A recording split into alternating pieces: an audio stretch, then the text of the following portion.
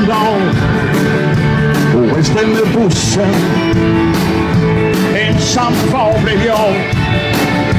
Och sa hon var trött på mig. Jag tror hon ångrar sig.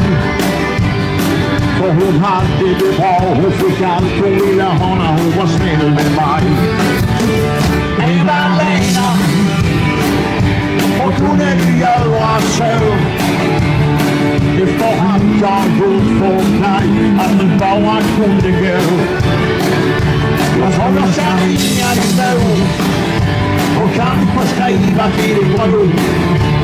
Eva-Lena, jag är inte så dum som du tycks tro.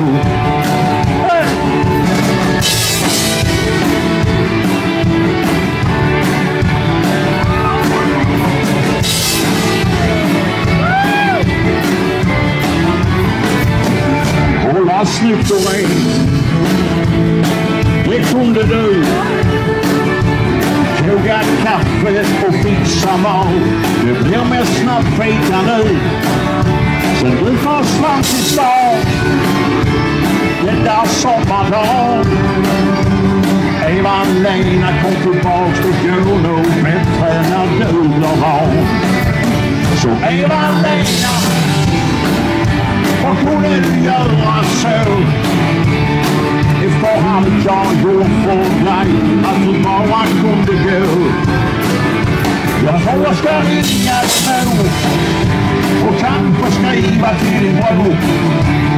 Eva-Lena, jag är inte så dum som du tycks tro.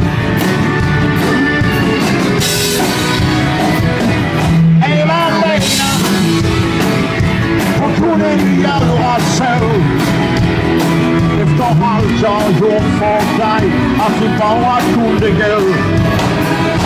Jag tror jag ska ringa din mor och kanske skriva till din bror. Eva-Lena, jag är inte så dum som du tycks tro.